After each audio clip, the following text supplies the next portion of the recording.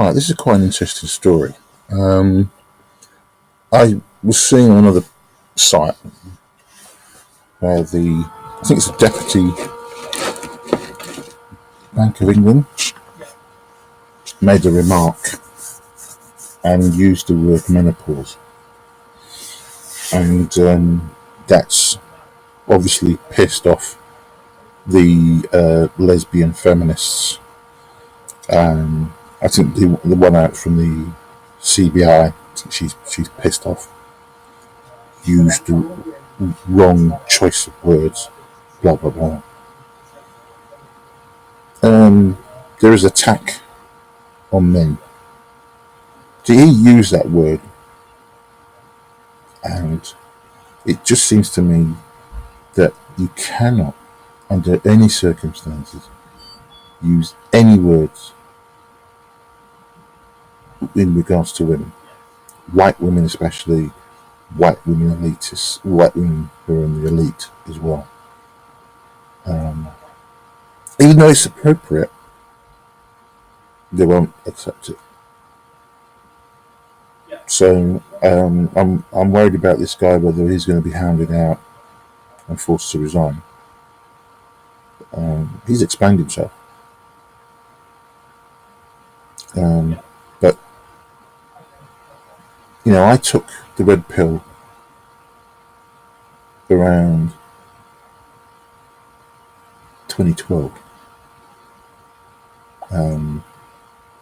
When you're someone who's working very hard in a job, you get up every morning, you go to work, you know, you get to work by 7 and you finish at 5. All the little political things that you see, you don't really see that. Because when you come home back from work and you finish, you are tired. So you don't sit all day like a lot of people do, reading through the internet, all the bits and pieces, and reading, you know, going to YouTube and listen to lectures. And you go to work, you do your work, you come home, you have your meal, and then you just want to spend time relaxing, watching something on TV. So it's only when I left the company I was working for and I had more time, and, you know, I came across a gentleman by the name of Stefan Meninu, pure accident. And since then, I've realised that we have been living in a matrix where men have assumed that they are the big boss of the world. But it's very complicated. And the real people who seem to be, to a sort of the degree, of the women. And I keep referring to They Live, the film They Live. It's very much the kind of society we live in today. I think there were things that went on back in the days, in the 50s, the 60s, 70s, that people were able to get away with. But now they're being, you know, brought back forward. And yet the funny thing is that, for instance, the Me Too movement, the whole purpose of that is, I believe, is to protect those women who were participants in prostituting themselves to get the positions in the pubs that they wanted to get to. So what they're trying to do, they lie without any shame about how they were manipulated, how they were used, etc., etc. I'm not saying all of them were in that situation, but it's funny how this Harvey Weinstein situation has blown up. And it's all blown up because of Jimmy Savile and the Catholic Church situation with the priests.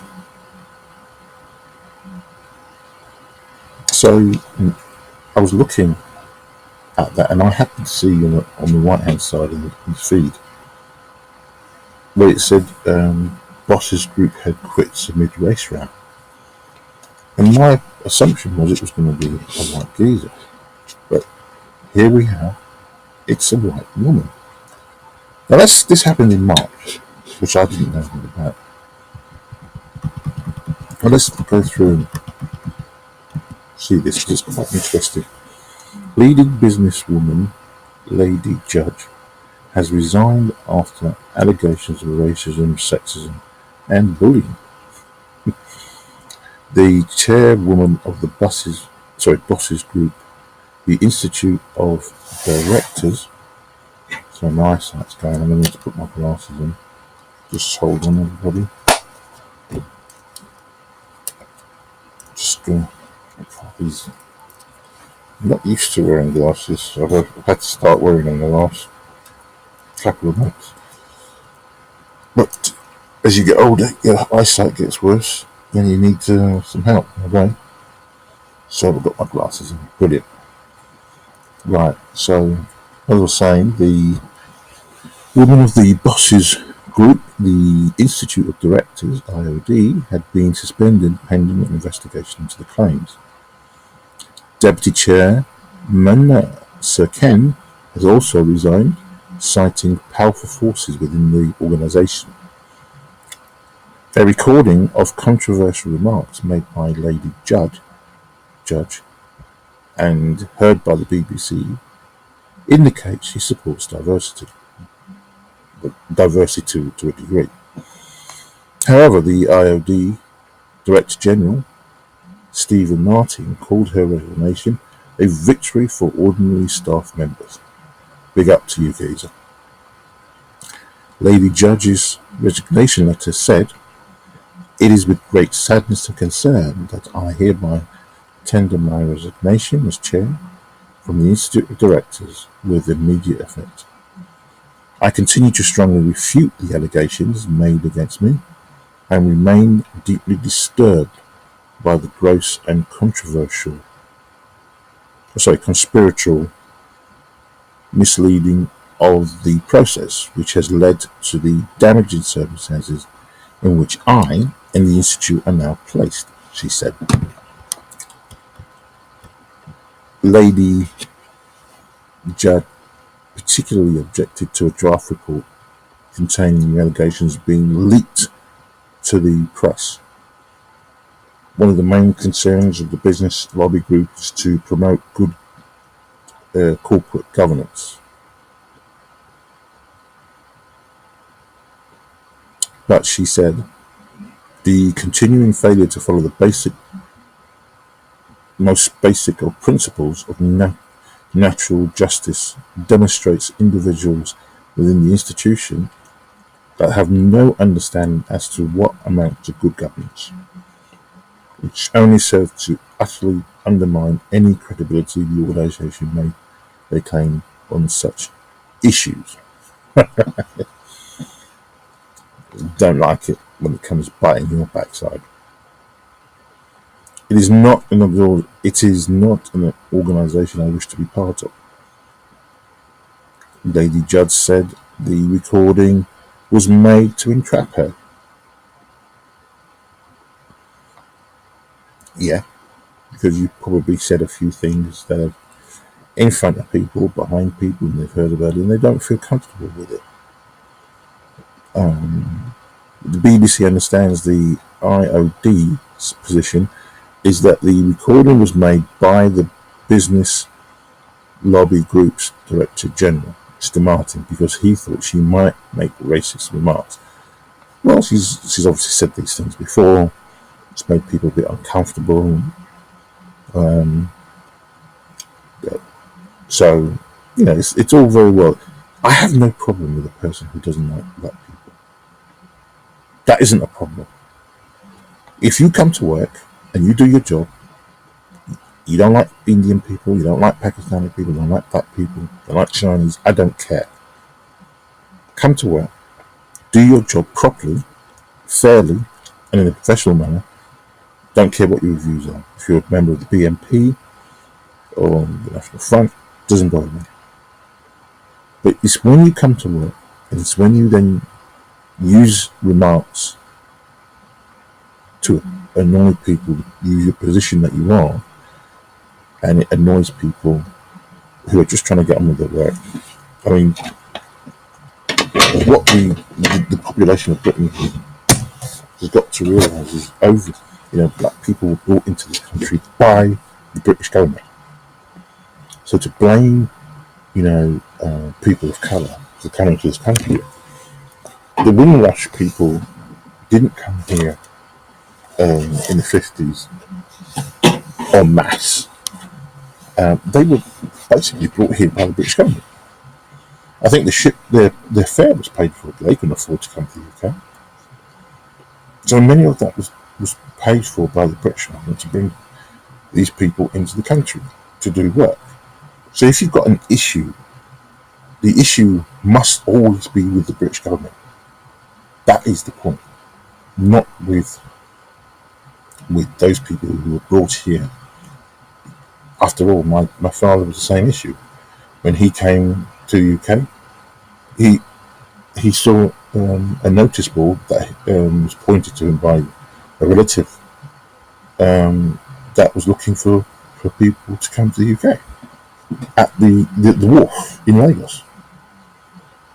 So obviously, a lot of young men went there, spoke to the white man that was, out of the wharf, took people's details, depending on your age and whatever. Dad was able to come over in the 60s. So if you've got an issue, speak to the British government. They were the ones that institute and paid for this, not individual black people, because they couldn't afford to. My father couldn't afford a ticket to come over, and in those days it was by ship, and he spent 2 weeks on ship to come to the UK. Let's read through this. Mr. Martin made the recording without her knowledge. That's how it works. Not a problem with it. This is quite a good story here. That again, another issue. I was told to become a brickie. I'm going to bring up a video on that as well. In a discussion about cutting the number of the IOD Secretariat, she told Mr. Martin that the problem is we have one black and one pregnant woman on the IOD Secretariat. And that is the worst combination we could possibly have. 2 blacks and 1 pregnant woman.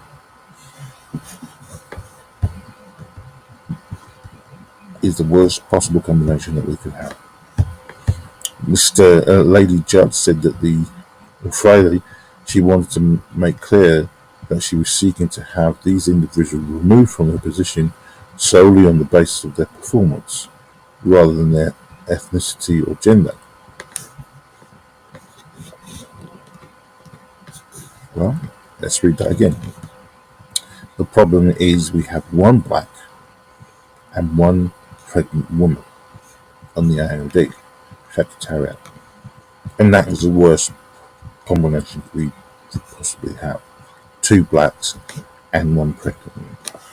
It's funny, this is a woman, and she doesn't particularly seem to like pregnant women. Maybe she's never been pregnant. I don't know. Other parts of the recording indicate she is in favour of promoting diversity. Listen to her version of diversity.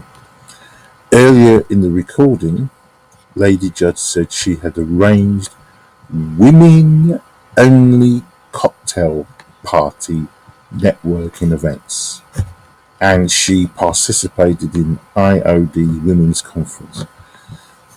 So this is obviously an indication of the feminist lesbians that are in positions of power in society. These are the people that want to run this country and wants to run this world. Okay, this woman is a feminist, plain and simple. So, the funny thing in society that we have is that we have women that can use the resources, the money, to have an IOD women's conference. Why? Why do we have to have a women's conference? There is no need for a women's conference. Why can't we have a men's IOD conference? Because it would never today be allowed. Never. This is part of the nonsense. This is part of the matrix in which we are all living in, especially men. It's all part of this agenda, which is to bring in more women. So there you go. A feminist. Through and through. It's all part of this agenda, which is to bring in more women. Mr. Martin then says in the recording, one of the other things we are trying to do as well is improve diversity, not just for women, but for disability, for everything else. Lady Judd responds, we want to do that too. I think you are doing a great job. I think everybody appreciates the fact that things are getting done. They want change. The recording was obtained by the BBC. Mr. Khan said, bizarrely, her success and evident commitment to diversity and modernisation seems to have encouraged fervent opposition. However, Mr. Martin welcomed the departure of Lady Judd and said, this is a victory for ordinary staff members who had the courage to risk jeopardising their careers to speak out and make complaints about the conduct and language of people in very senior positions. This is a victory for good governance. Our HR department took these complaints seriously and instigated a truly independent process through an external law firm, which fully and fairly considered the allegations before producing their conclusion in a final report that the majority of the allegations were true. So obviously this woman is clearly,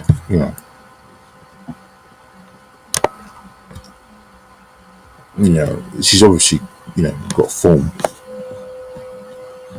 As I said before, I don't care whether you don't like black people or don't like other people of colour. You should not have to like anybody. The problem is when you are dealing with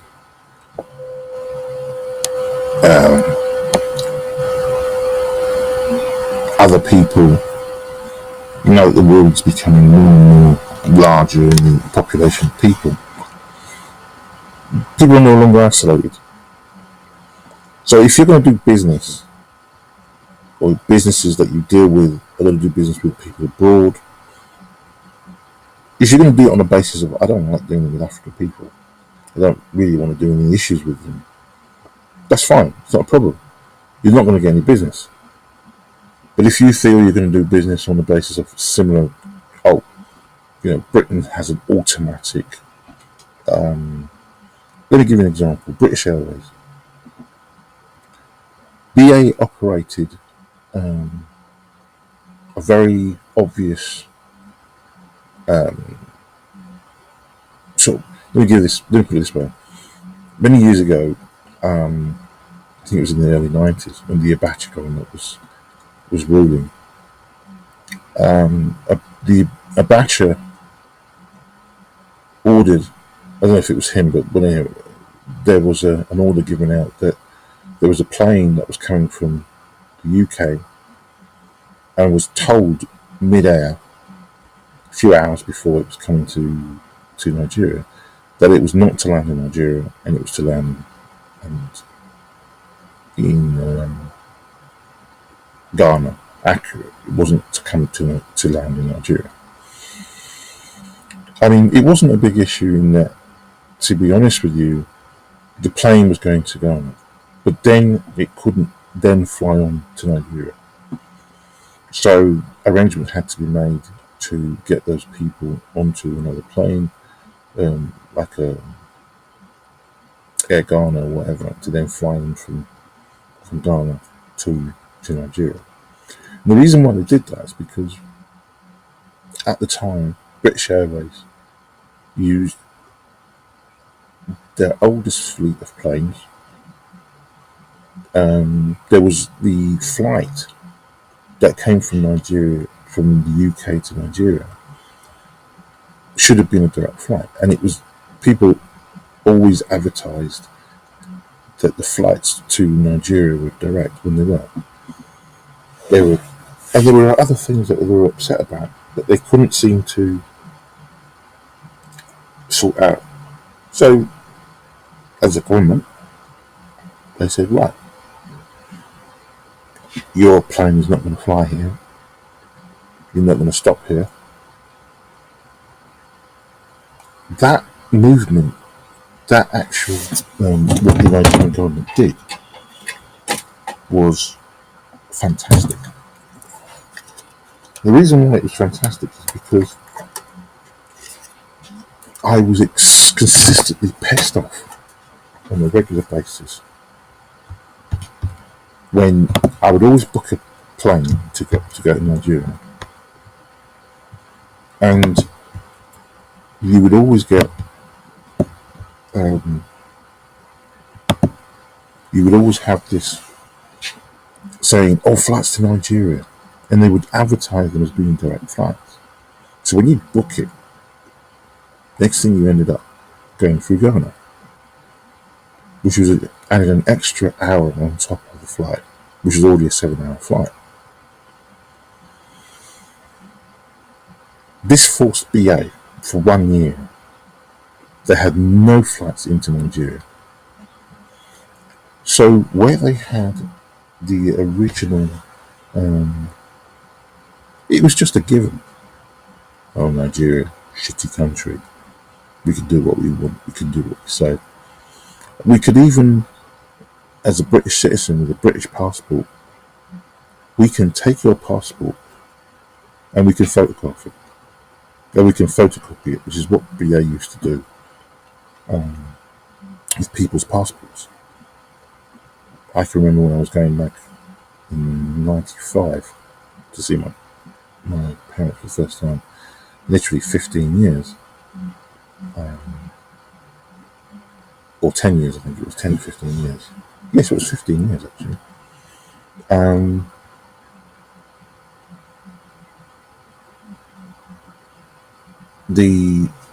I remember going to the front desk and I was standing behind 2 white guys, and they had British passports and they had their ticket. When they handed their ticket over, the white woman from BA took it, looked through it, looked through the ticket, looked through their passport, stamped the passport, stamped the ticket, stamped the passport, stamped the ticket, and then handed them back to both the guys. Now, I'd been standing behind them for a while. They then went, I step up, hand over my passport and my ticket. She opened them up, looked at it, then got up. Now, I said, "Excuse me, what are you doing?" She said, "Oh, no, sorry, I'll take that back." She looked at it and then said, "I'm just going to go and photocopy, the passport." I said, "Why?" She said, "Oh, it's one of the procedures that we do here." I said, "No." I said, "That's a British passport. I'm a British citizen. You don't need to photocopy my passport." She said, "Sir, this is a procedure that we do." I said, "Okay, that's fine. So the 2 white guys that were standing in front of me, why didn't you do that with them?" She hesitated. She stumbled.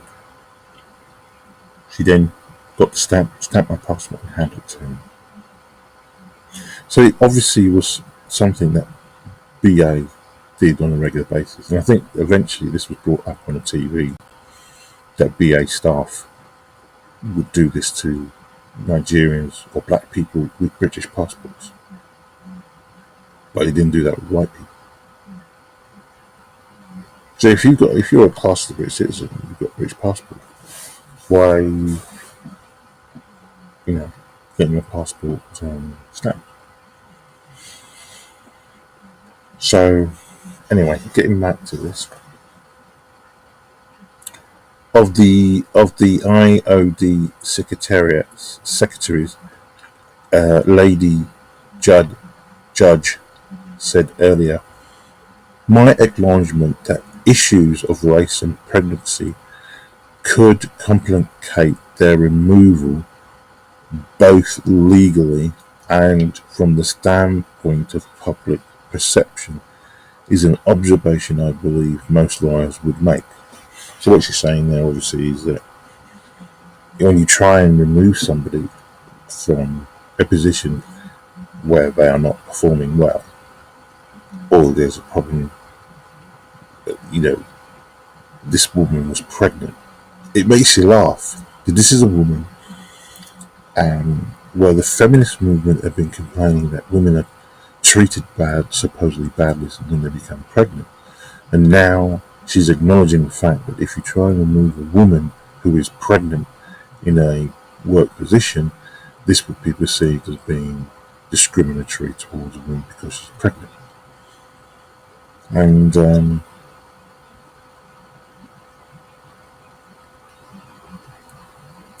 And she saw that as a problem herself. So this is a woman who sees it as a problem. I believe most lawyers would make, and that many non-lawyers would also know to be true. I was addressing the likely consequences of their dismissal, not for the reasons for it. Lady Judd apologized for the way she had expressed herself in that conversation. I realize I expressed myself in a way that sounds crude and insensitive. I regret that and apologize for it. She added, I am a woman lawyer who has broken... Oh, here we go. Here we come with the feminist shit. I am a woman lawyer who has broken many glass ceilings. There is no fucking glass ceiling, you stupid bint. And one thing I will say about Theresa May, she herself stated that there isn't any such thing as a glass ceiling. It's all down to yourself. She, as you can see, she made Prime Minister of this country. Mrs. Thatcher made Prime Minister of this country. It's whether you yourself want to apply yourself and get to these positions. Things don't get put on a plate for you. At all. Things don't get put on a plate for you. And who has advocated for women and minority rights my entire life. I am glad that that's the case. Well, you may have advocated minority rights because you have to. It doesn't necessarily mean you particularly want to. You're doing it out of a professional standpoint. Her term as chair was due to expire in May, and she was not seeking re-election. So this, and then it just goes on to say something about the employment lawyer had done an investigation of allegations of racism, bullying, and sexism. So it's nice to see that the women are getting their comeuppance as well. This is what I was talking about. Bank chief sorry for menopause gaffe. Yeah, this is the shithole world that we're living in today. I'm going to do a video about this guy here later on. So anyway, I've said my... If anyone's wants to make a comment, would be quite interesting. See what you think of my style of recording, but also what you you think of what this issue here as well. Right, thanks for listening.